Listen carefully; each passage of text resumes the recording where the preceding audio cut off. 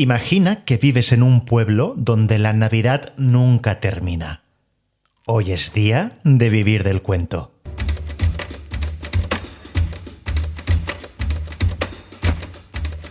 Vivir del cuento, el podcast de las historias que van contigo.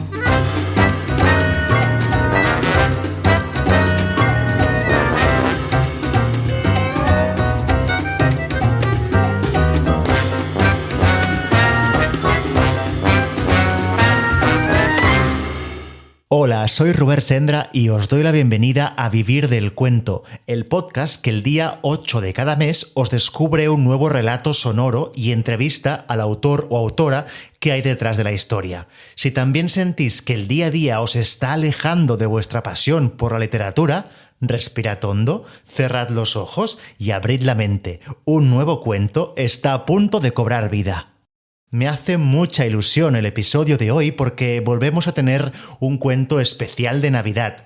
El año pasado ya lo hicimos, si os acordáis, y como entonces, hoy os proponemos una visión distinta y también crítica de estas fechas. No sé si os ocurre como a mí, pero cada vez tengo una relación más contradictoria con estas fiestas. Solo os diré que solo hay una cosa que me ponga más triste que la Navidad, y es que la Navidad termine. Qui mantengui cam compri, ¿verdad? Pero es que creo que somos muchos los que experimentamos esta melancolía tan acuciante durante las fiestas. Y si somos de naturaleza melancólica, pues aún más. El caso es que de esta tristeza por la Navidad que termina, nació la historia que hoy os propongo. Era un 7 de enero, estaba volviendo de un puente de Reyes en Rascafría, en la Sierra de Guadarrama, y el autocar que nos llevaba de vuelta a Madrid se iba parando en cada pueblecito, daba la vuelta a la rotonda y volvía a la carretera principal. Pues me dio una tristeza tremenda ver que en la mayoría de rotondas aún brillaban las luces de Navidad, luces olvidadas de Navidad. Y esa idea me empezó a obsesionar hasta que se me ocurrió: ¿y si no es un descuido? ¿Y si hay toda una filosofía y un movimiento social en el hecho de dejar puestas las luces de Navidad? Además, se da el caso de que el periodo de Navidad se alarga cada vez más en el tiempo, hasta el punto de que hay tiendas dedicadas todo el año a vender adornos navideños. Si a eso le sumamos que la Navidad se ha convertido en un instrumento de poder y de hacer política para ver quién tiene el árbol más grande y las luces más brillantes, pues ya tenemos el cuento montado. El Señor de las Luces es un cuento entre la sátira y el thriller que tiene todo lo que se puede esperar de un cuento navideño: villancicos, elfos, cartas a los reyes, mucho espíritu, pero a la vez dará todos los argumentos del mundo a quienes detesten estas fechas. Os dejo con el relato. Y al final del episodio os diré por qué he tardado más de un año en escribir esta historia. El Señor de las Luces, un cuento de Robert Sendra, locutado por Paulina Cisneros y Robert Sendra. Nos encontramos la casa sin lucecitas, como una caries oscura que estropea una sonrisa de nata. Cuando giro el volante y enfilamos nuestra calle, la oscuridad de la fachada nos asalta. Contrasta con la explosión incandescente de los demás edificios. Se ha formado un corro de vecinos fisgones alrededor de la entrada. El coche se contagia de mis nervios y se acelera entre traqueteos. Niños, esperad aquí. Aparco en un vado y corro hacia la entrada. Cariño, ¿va todo bien? Oigo que me dice la pastelera con su preocupación empalagosa, apartándose para dejarme pasar. He de hacer esfuerzos para acertar la llave en la cerradura de la puerta de fuera. Mientras lo intento, noto el hambre de chismorreos de los vecinos. Su aliento me calienta la nuca con las preguntas que les gustaría pronunciar en voz alta. ¿Por qué está a oscuras? ¿Problemas para pagar las facturas? ¿Una crisis de fe? Por fin, una vuelta y media de llave y ya estoy dentro. Me tiembla todo. Subo las escaleras del patio de 2 en 2. Me quedo helada. La puerta de casa está entreabierta. Deja pasar un hilo de oscuridad que viene del interior. Los vecinos no pierden el tiempo y algunos, aprovechando que no he cerrado la puerta de fuera, tienen la desfachatez de adentrarse en el patio, en mi patio, la pastelera al frente, como un zombi confitado. Por detrás avanzan los niños de la coral, que dan la tabarra con los villancicos K-da-di-a. Empujo la puerta y chillo. Chillo al ver lo que me espera dentro de casa. Algunos zombies también gritan en un eco de mi sobresalto. En el recibidor hay una cabeza de reno. Las bombillas que hacían las veces de ojos y de nariz roja fundidas. Alguien ha decapitado nuestra figurita que tenía un sensor y emitía una musiquilla silbada cada día cuando llegábamos a casa. Ya nadie nos cantará Jingle Bells. Antes de que lleguen los ojos indiscretos, cierro la puerta tras de mí. Enciendo las luces, recojo la calavera de polietileno y reviso cada rincón. Todo está intacto, pero esta vez el aviso ha ido demasiado lejos. ¿Hasta dónde serán capaces de llegar? Mierda, los niños. Salgo apresurada hacia la calle y los putos vecinos están atendiendo supuestamente a Víctor y Clara. Escucho el final de algunas conversaciones. ¿Estáis bien con mamá? ¿Y a vuestro padre? ¿Lo veis a menudo? Espanto a los reporteros sin carné como si fueran moscas. ¿Os podéis largar, buitres de mierda? Venga, niños, para casa. Los veo entrar y me trago el miedo. El miedo y un buen trozo de orgullo. Llamo a Josep. Tienes que venir cagando leches. No, los niños están bien. Todo bien, todo bien. Déjame hablar, hostias. Necesito que te los lleves esta noche. ¿Y qué que no te toque? Si no fuera importante no te lo pediría. Una vez que los niños están con su padre, conduzco hacia las afueras. Tengo que dar mucha vuelta porque todo el centro está cortado por los últimos preparativos del Belén gigante, todavía oculto dentro de una carpa inmensa. La última ocurrencia del ayuntamiento nos ha costado 4 millones de euros, pero a nadie parece molestarle. El espíritu debe mantenerse encendido, dicen. Y la única cosa que les preocupa es que nadie de la familia se quede sin entradas para el día de la apertura. Por fin llegó al bazar Gran Muralla. Es el único lugar donde nunca pierdo la esperanza. Tengo que sustituir las bombillas por unas que funcionen y tengo que hacerlo deprisa. No quiero que seamos la comidilla de los vecinos, sobre todo por los niños. ¿Qué les dirían en la escuela? Como en un desfile de modelos petrificado, el escaparate de la tienda está conquistado por maniquíes con ropa para ir a la playa. Voy al mostrador y le pregunto a la dependienta dónde están las bombillas de Navidad. ¿De Navidad? Es una emergencia. Estamos en julio. Lo sé. ¿Quiere un bañador? Me tenta con un instinto de venta vivo, aunque desviado. Pregunto por Juan Lee. Él siempre encuentra una solución. Se adentra en el entramado de pasillos y poco después aparece con una caja de 20 bombillas. Son escasas, no tienen colores ni parpadean. Son unas lucecitas de batalla, pero le reconozco el esfuerzo para no cuestionar su leyenda de señor que lo encuentra todo. Le pago la caja y, al salir, compro en Amazon las lucecitas que realmente usaré. Aprovechando que los niños están seguros con Josep, me desvío hacia la redacción del diario. Me es igual trabajar toda la noche, pero el artículo no puede esperar más. Una vez salga publicado ya veremos qué hacemos. Si es necesario, podemos pasar una temporada en casa de mamá. Me lo ofreció el otro día animándome a tirar adelante con el reportaje.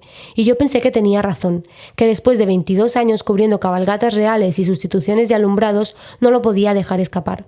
De acuerdo, todo habría sido más fácil si no hubiera abierto los 2 sobres, pero no me arrepiento.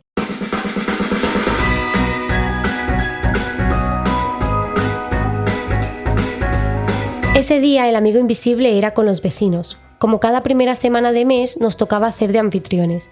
Por más que Josep lamentara que éramos la familia más arisca, yo no dejaría pasar a toda esta gente al comedor. Eran desconocidos. Demasiado hice apartando las herramientas y las bicis del garaje y poniendo 4 sillas y la mesa plegable. El vecino de la 8ª casa se incomodó cuando abrió el paquete. «Hombre, se pasa un poco del presupuesto», murmuró mientras se rascaba la nuca. A 2 metros de distancia, Josep inclinó la cabeza examinando el regalo. A mí se me escapó la risa por debajo de la nariz. Era su reloj, el que casi no había estrenado y al que yo había decidido dar una segunda vida. Cuando mi marido dio al play para que la voz de María Carey empezara a gasearnos, el hombre con reloj nuevo se me acercó por detrás y me dio un sobre. El sobre que me daría la vida y me la complicaría, todo a la vez. Me dijo que no recordaba cómo había llegado a sus manos, pero que creía que iba dirigido a mí. Yo dudé de si era un despistado o un misterioso. Después de soportar 2 horas dando monedas de chocolate a niños que hacían cualquier numerito, Sinatra por fin cerró la boca y yo me quedé a solas. Mientras Josep recogía el naufragio de celofán y los niños escribían la carta a los reyes, abrí el sobre. Había un papel escrito con la determinación de quien ha tardado mucho en tomar una decisión. Fábrica de Porexpan, a las 6 de la noche. La fábrica de Porexpan era el último edificio de un callejón sin salida en el polígono más alejado del pueblo.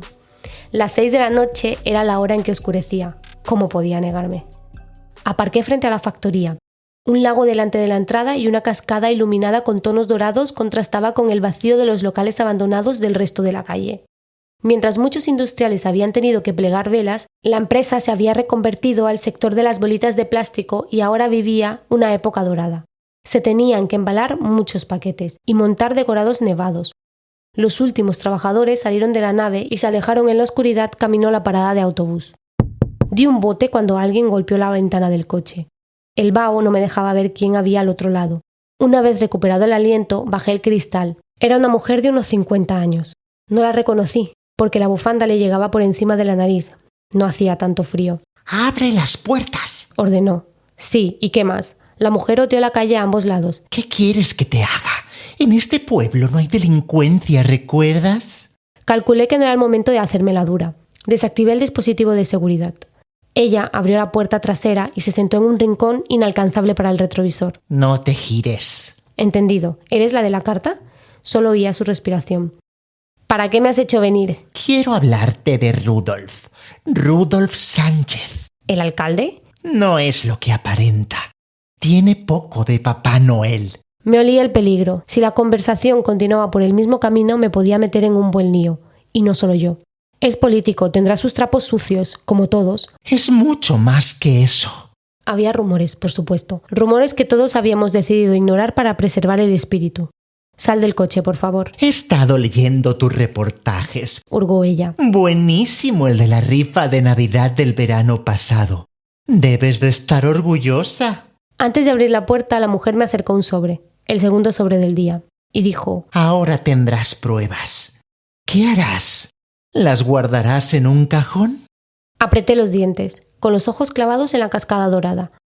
¿Cómo te llamas? Me puedes citar como MCS. Soy la prima de ese monstruo. El sonido metálico de la puerta dio paso al silencio de mi soledad. Ni rey ni haba. Una migraña de época hizo que el señor Rudolf Sánchez se ausentara de comer el roscón de Reyes. Era el 6 de enero de 2017.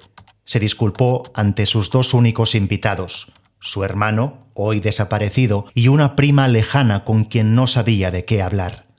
Varios testigos confirman que se encerró en su habitación los días 6, 7, 8, 9 y 10 de enero. 5 días a oscuras y con las cortinas bajadas. Durante aquellos días, y aquí radica el pecado original de esta historia y el motivo de la transformación del personaje, las luces de Navidad de su casa continuaron brillando. Estaban enroscadas con poca gracia alrededor de la barandilla de acceso a la puerta principal. Mientras todas las casas del barrio guardaban la Navidad en cajas de cartón andrajosas, las luces de Rudolf continuaron brillando entre los días 7 y 10 de enero. Bastante trabajo tenía nuestro protagonista para mantenerse consciente y no abrirse la frente con las uñas. El hermano, que le llevaba sándwiches de atún para desayunar, comer y cenar, no se dio cuenta de que las bombillas todavía centelleaban. No era una persona que saliera demasiado a la calle, declara la prima M.C.S. Por eso su desaparición ha pasado tantos años desapercibida. Volvamos a las calles de aquel enero ventoso y desagradable. Los operarios se enfilaban a las grúas para retirar las luces de campanas, muérdagos y muñecos de nieve. Pero las bombillas de Rudolf continuaban con su danza saltadora. Alguien se debió de dar cuenta mientras paseaba al perro, y a saber por qué circuitos invisibles, la noticia corrió. Se decía que Rudolf no se resignaba a que la Navidad terminara. Cuando la migraña se amansó un poco, Rudolf miró por un resquicio de la persiana bajada. Hacía días que oía alboroto en la calle y sentía curiosidad. Lo que vio lo dejó atónito.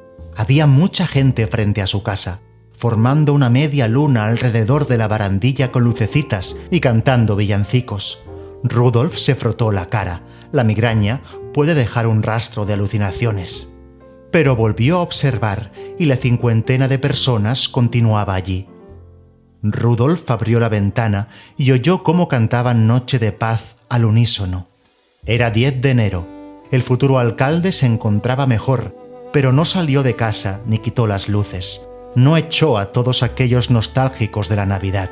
Se dedicó a pensar en cómo aquella casualidad podía cambiar el curso de su vida. Holy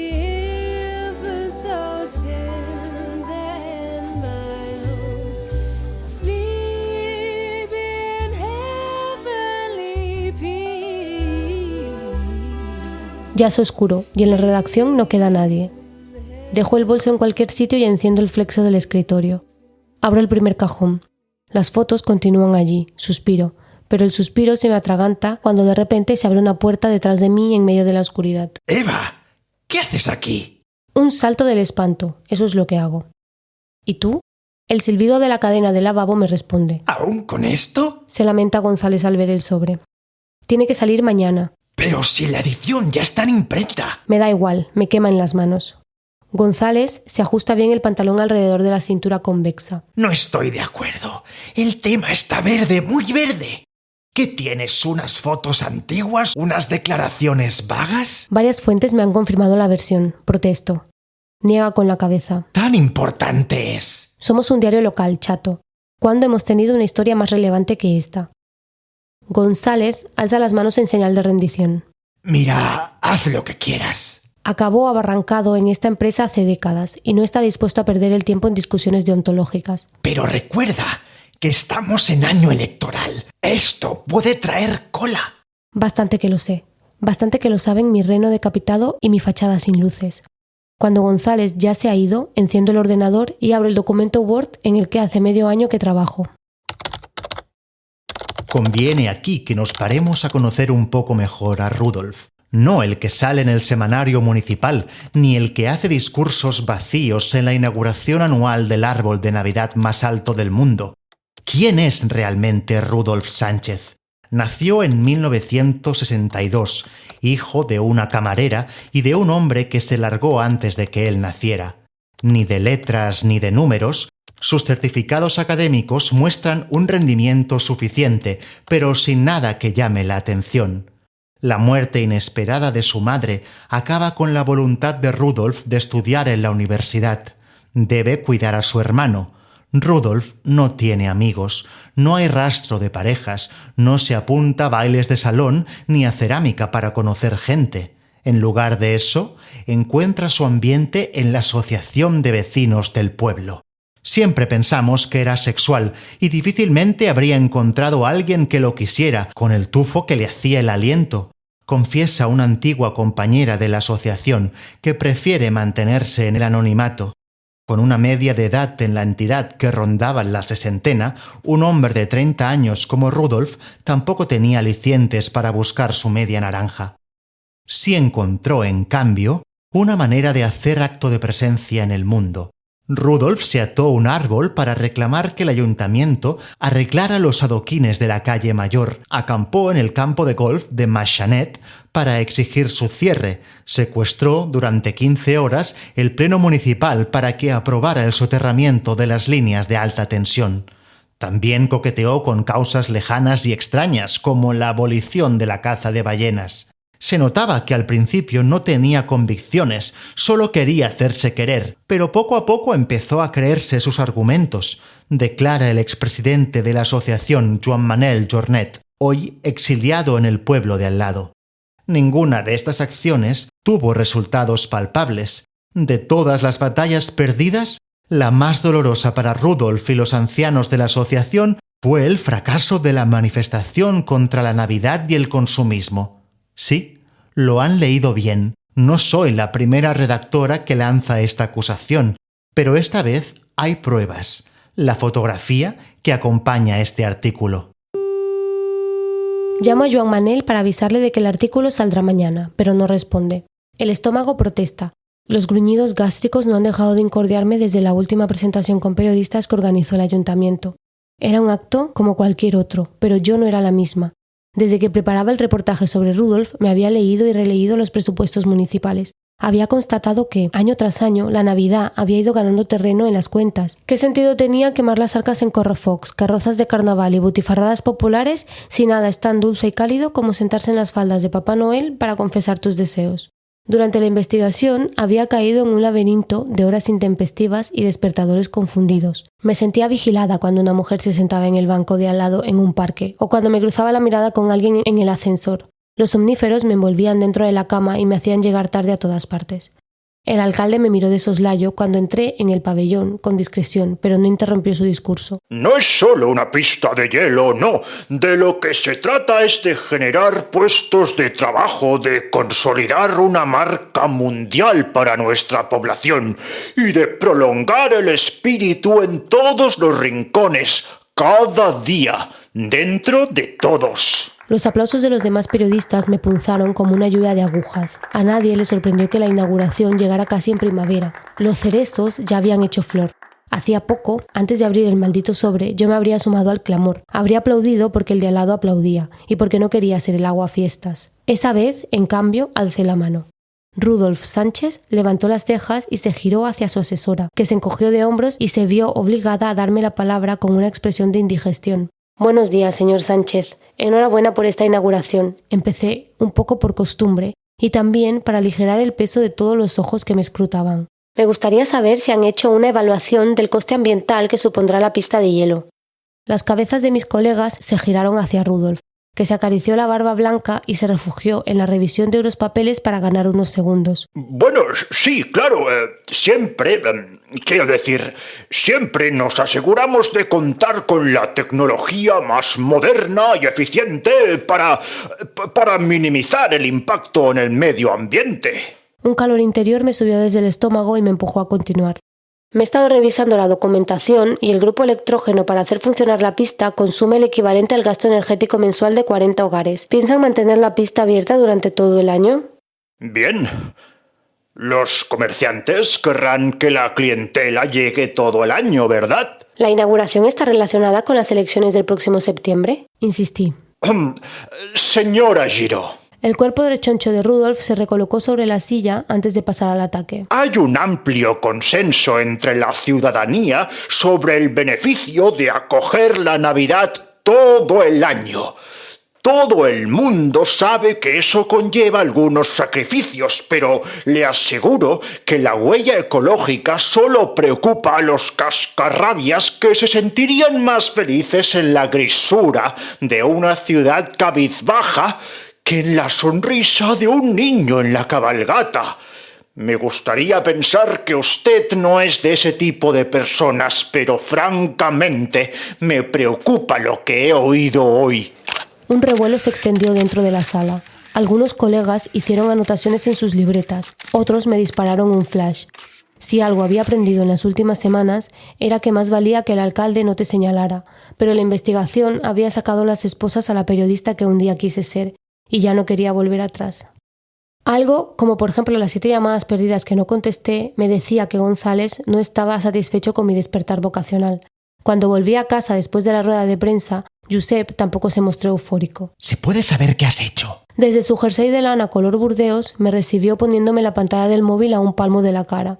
Mis preguntas se habían hecho virales, pero la respuesta del alcalde se llevaba todos los halagos. ¿No te das cuenta de la posición en la que nos has dejado? Ahora, ¿cómo podré mirar a la cara a los compañeros de trabajo? Lo gritó flojito, porque los niños estaban en la mesa del comedor, escribiendo las cartas a los reyes. Habíamos aprendido a distanciarnos entre susurros. Quizás el problema es tu trabajo. Josep trabajaba como administrativo en el ayuntamiento. En los últimos años había ganado puntos ante el equipo de gobierno. Al menos una vez al mes era el ganador de la cesta semanal que repartían entre los empleados. ¿Es eso lo que te da rabia? ¿Que confíen en mí? ¿Que yo sí puedo prosperar sin tener que destrozarlo todo? ¿Hablamos de destrozar? ¿Sabes todos los empresarios que han tenido que marcharse del pueblo porque no querían adaptar su producción a la industria navideña? ¿Sabes lo harta que está la coral que ha tenido que cambiar su repertorio para cantar fum fum fum todo el puto año? Nos hacíamos preguntas y más preguntas. Ya solo eran retóricas, no nos interesaba la respuesta. Te has bebido el entendimiento. Lo perderemos todo por un reportaje que no interesa a nadie. En fin, voy a dejar las cartas. Josep recogió las cartas que habían terminado de escribir los niños, las guardó en sobres de rayas rojas y azules y las llevó al buzón real que había a 2 calles de casa.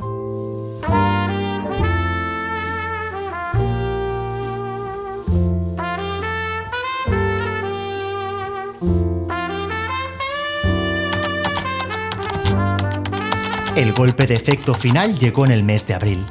Tan cerca de la costa era casi imposible que nevara a esas alturas del año, pero un incipiente olfato político hizo que Rudolf estuviera pegado a la aplicación del móvil de predicciones meteorológicas. Según confiesa un exconcejal, detectó a 10 días vista que había una posibilidad de nevada del 30%. Jugó la carta más grande. Para la fecha señalada, reservó la plaza del pueblo, alquiló 200 sillas y un potente sistema de megafonía e incluso encargó al bazar Gran Muralla 50 trineos en forma de pala. No nos quedaba stock, pero el señor Rudolf estaba tan seguro de que nevaría que me las ingenié para satisfacer el pedido, recuerda el gerente del local, Juan Lee. Cuando el 21 de abril despertó y vio que la probabilidad de nieve había escalado hasta el 95%, Rudolf Sánchez supo que sería el próximo alcalde. Aquella noche, ante 300 personas vestidas con jerseys de lana, decorados con lucecitas y sombreros de Papá Noel, a pesar de los primeros sofocos de la primavera, Rudolf anunció su candidatura. Al hacerlo público, fue como si invocara la nieve. Los primeros copos descendieron del cielo. 2 meses más tarde, Rudolf ganó las elecciones por un estrecho margen, tras conseguir un 25% de los votos. El The New York Times le dedicó un artículo escalofriantemente premonitorio. The Man of Lights wants Christmas to last forever.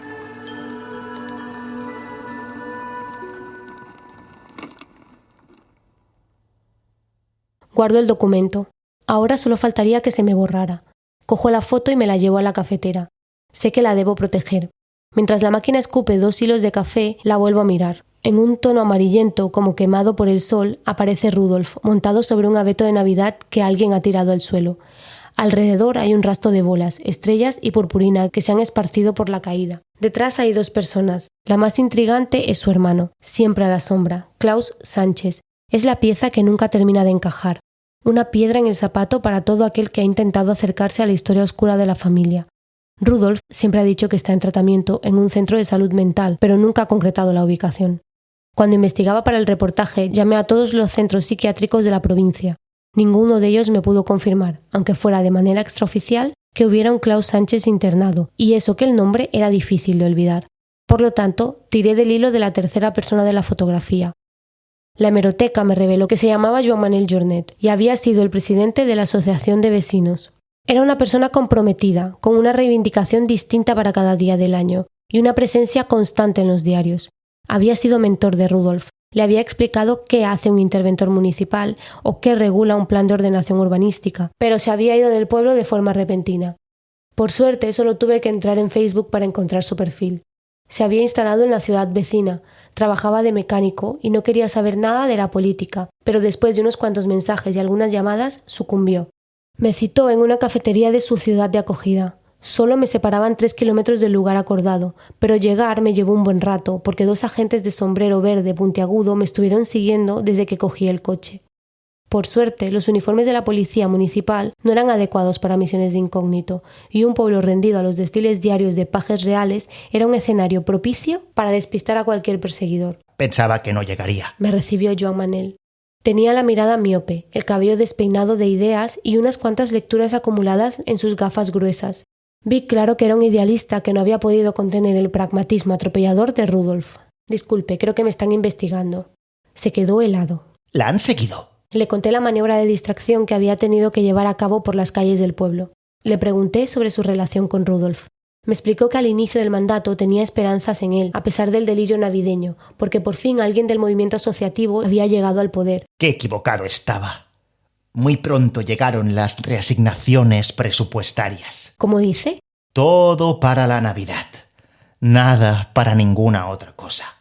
De repente me di cuenta de que la cafetería solo estaba iluminada con 2 lámparas. No había bombillas de colores. No vi ninguna guirnalda. No me vino el olor a eucalipto. No oí Noche de Paz. La falta de decoración me hizo notar un vacío en el estómago. ¡Qué estúpida! Joan Manel se dio cuenta y me sonrió. Te acabas acostumbrando a vivir a oscuras. Claro, perdone. No quería parecer maleducada. Él negó con la cabeza, quitándole hierro. Dígame una cosa. ¿Qué hizo que se marchara del pueblo? La situación se estaba volviendo insostenible. Los elfos nos pillaron destruyendo unos cañones de nieve artificial. Lo hicimos de noche y con mucha precaución, pero nos estaban esperando. Allí empezamos a sospechar. ¿A qué se refiere? Joan Manel impostó la voz. ¿Este año te estás portando bien? ¿Se acuerda? Por supuesto que me acordaba. Las cartas a los reyes. Joan Manel asintió. Las cartas nunca llegaban a Melchor, Gaspar ni Baltasar. Una trabajadora del consistorio que se identifica con las siglas J.C.R. confirma que Rudolf creó un equipo de lectores municipales que cada domingo de madrugada se dedican a romper los sacos llenos de cartas para leerlas y analizarlas. Un sistema estalinista de control social, alerta Joan Manel Jornet. La cabeza me daba vueltas. Solo podía visualizar a mis niños escribiendo las cartas a sus majestades y Josep a su lado, animándolos a escribir una línea más, alborotándoles el cabello cuando ponían el punto y final. Josep, doblando los papeles por la mitad y guardándolos con esmero dentro de los sobres. Josep, llevando las cartas a los buzones reales cada semana. Josep. La vibración insistente del teléfono me saca de la revisión del artículo. Es Josep. Acepto la llamada mientras miro la hora en la pantalla del ordenador. Dime. Son las 11 de la noche. Es tarde para estar sola en una redacción poco acostumbrada al trasiego y las noticias de última hora. Aún más tarde para mi artículo. ¿Los has puesto a dormir? Mañana estarán mejor. Te los tendrás que quedar unos días más. Ya te avisaré. Oír su voz me remueve el estómago más que una comida con escudella y canelones, pero a pesar de todo es el padre de los niños, y tengo que admitir que en las circunstancias actuales estarán mucho más seguros con él que conmigo. De repente oigo el ascensor, recorriendo de arriba abajo todos los pisos del edificio.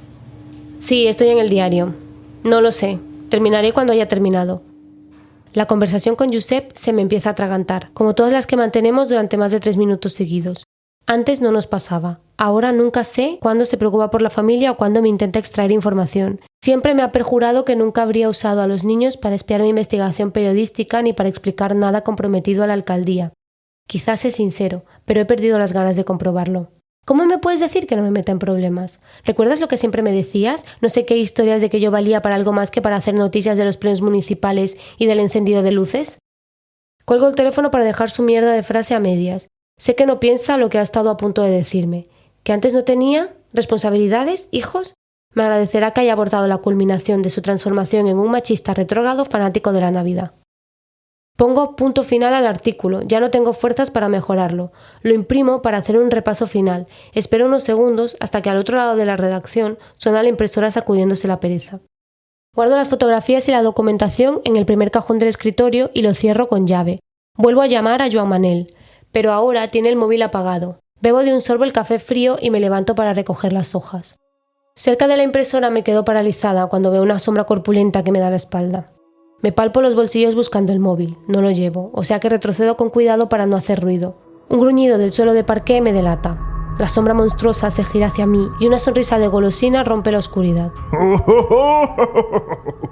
Me dice Rudolf Sánchez. Da un paso hacia mí y compruebo cómo se ha hinchado en los últimos meses. Sus mejillas son rojas y brillantes y le tapan los ojos. Su sonrisa se ha convertido en una expresión inamovible. Lleva mi artículo en la mano. Llevo un día de locos arriba y abajo asistiendo a colectas. Es emocionante esta expresión del espíritu, pero llega un momento en el que acabas hasta el gorro de tantas causas solidarias. ¿Qué coño hace aquí? Quería ser el primero en leer el artículo. Seguro que es mejor que las crónicas de los plenos. Llamaré a la policía, lo denunciaré por extorsión. ¿Todo lo que cuenta está documentado? Asiento. Lárguese. Rudolf tensa la sonrisa al límite de su piel.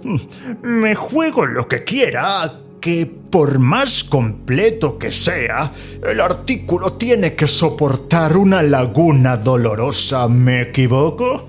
Mi hermanito siempre huidizo. ¿Quiere confesarme algo? Todavía estamos a tiempo. El alcalde se peina la barba escasa con la mano, afilando la punta. Hoy seré el espíritu de la Navidad pasada. Le mostraré la verdad sobre mi hermano. ¿Me quiere acompañar? Dudo un momento, la oferta es arriesgada. Quizá solo se trata de una maniobra de distracción del alcalde para ganar tiempo y retrasar la publicación, pero la posibilidad de resolver el misterio es demasiado golosa. Decido ir a por todas. Acepto la propuesta y le digo que tengo que volver al escritorio para recoger el móvil y el bolso. Mientras recojo mis cosas, noto la mirada de Rudolf clavada en la nuca. No tenemos toda la noche, cielo. Mientras hago ver que cierro los programas del ordenador, hago 2 clics rápidos para enviar el artículo a maquetación. Mañana te llevarás una buena sorpresa, cabronazo. Rudolf me hace subir en su coche oficial, conducido por un elfo de sombrero puntiagudo. Arrancamos. Dígame, Eva, ¿qué sacará de publicar el artículo? Antes de votar, los ciudadanos merecen saber que usted no encarna precisamente el espíritu de la Navidad. Rudolf se toca el pecho a la altura del corazón, de forma teatral, como si hubiera recibido una flecha. Todos caemos en contradicciones cuando llegan las fiestas. Y en el pueblo siempre estamos en fiestas, ¿verdad? La risa del alcalde se contamina de sí misma y acaba en un ataque de tos que delata su pasado fumador. Mientras tanto, el coche coge una avenida principal y se adentra en el barrio antiguo. Las aceras están cubiertas de confeti aplastado, la luminiscencia general me hace perder la noción del tiempo y la capacidad para razonar y trazar un plan de huida. Pero le diré una cosa. Si todos no ponemos un poco de nuestra parte, si no mentimos un poco para preservar la fe, ¿qué será de nosotros? ¿Se imagina el desastre? Todos los almuerzos arruinados, las familias enfrentadas y los niños llorosos frente al árbol. Tal vez la mentira es poco ética, pero también útil. Cuando el coche se detiene ante la inmensa carpa que aloja el pesebre gigante, sé que algo no va bien. Debería arrancar a correr. Mi puerta se abre. Un agente de verde me invita a bajar del coche. Detrás suyo hay 2 elfos más. De reojo me parece ver a 2 hombres que cubren una salida de la plaza. Y todavía distingo a 2 más en el lado opuesto. Rudolf se sitúa a mi lado y me pone la mano en el hombro para que caminemos hasta la carpa. El chofer encabeza la comitiva. Cuando llega el entoldado se gira hacia nosotros. Después de que Rudolf asienta, aparta una de las lonas para que nos podamos adentrar. El horror es cálido, es dulce, es luminoso. La imagen que toma forma más allá de la lona me deja petrificada. ¿Qué significa todo esto? Intento sonar serena. El alcalde me mira con pesar. Solo el intento desesperado de un alcalde por salvar la Navidad.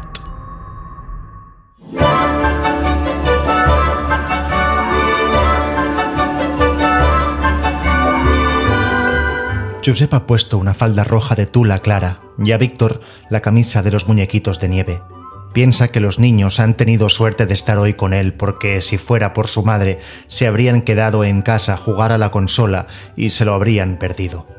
Lleva toda la mañana llamándola y no le contesta. De acuerdo que esté cabreada con él, pero no tiene sentido hacérselo pagar a los niños. Mientras hacen cola para el Belén gigante, se fija en que los vecinos están alegres, con la conciencia de ser partícipes de un día grande para el pueblo. Como cuando llegó el árbol de Navidad más alto del mundo, un escalofrío navideño le acaricia el alma solo al recordarlo. Y esta vez la expectativa es aún mayor porque el interior de la carpa se ha mantenido en secreto durante meses. Por fin les llega el turno. Coge a los niños de la mano y pone en el primer pie dentro del pesebre. Percibe un calor de hoguera y un aroma a barquillos. Cuando ve lo que hay dentro, no se lo puede creer. ¡Qué prodigio! ¡Qué exquisitez! ¡Qué realismo! El herrero trabajando una azada. Está hecho a tamaño real. La lavandera lavando la ropa en el río. ¡Qué nivel de detalle! El carpintero arreglando una silla. ¿Le recuerda a alguien? Josep se detiene de repente ante la pastora que conduce un rebaño de ovejas. ¡Qué sensación más extraña y alucinante! La figura es idéntica a Eva, la misma mirada escéptica, el mismo gesto de la boca mordiéndose la mejilla por dentro. Si no fuera por la capa de resina que le cubre la piel, pensaría que realmente está frente a su exmujer. Entonces retrocede y vuelve a recorrer los edificios de cartón piedra. En el molino encuentra a alguien que le recuerda a Klaus. Talando un árbol está aquel presidente de la antigua asociación de vecinos. ¡Qué pesado era! A Josep se le humedecen los ojos. ¡Qué gesto más tierno hacia todos los vecinos que poco a poco han dejado el pueblo! Vuelve a marcar el número de Eva para explicárselo, pero ahora tiene el móvil apagado o fuera de cobertura. En el exterior, la gente que sale de la carpa está demasiado conmovida para detenerse a recoger los diarios que se amontonan en los expositores. Si lo hicieran y empezaran a leer, si llegaran hasta la página 17, Si toparan con el titular "Llega el atardecer para el alcalde Rudolf Sánchez", pensarían que no les gusta la línea editorial que está adquiriendo el periódico local.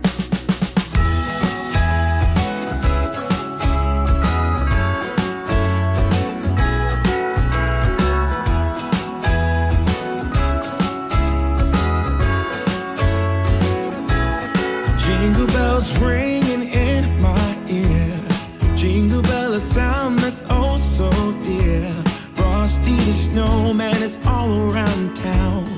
Watch out for reindeers are falling down. We stay up waiting for Santa tonight. He climbs down the chimney at the speed of light, while we're dancing around the Christmas tree, hugging and kissing just you and me. Carolers are singing outside our door, lovely songs we all heard before, as they walk from house to house to wish us all a Merry Christmas Day. ¿Qué os ha parecido el cuento?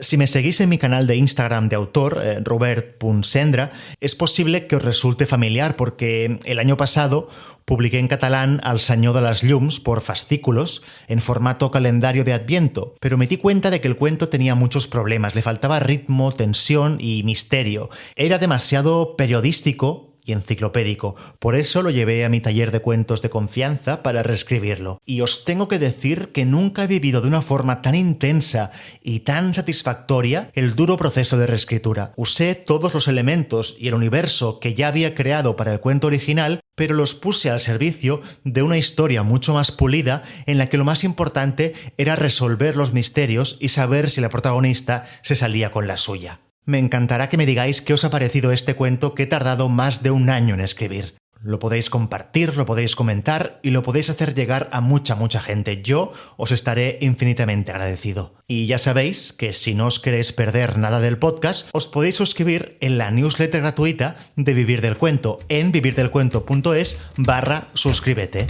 Gracias por darle vida a este cuento. Un abrazo.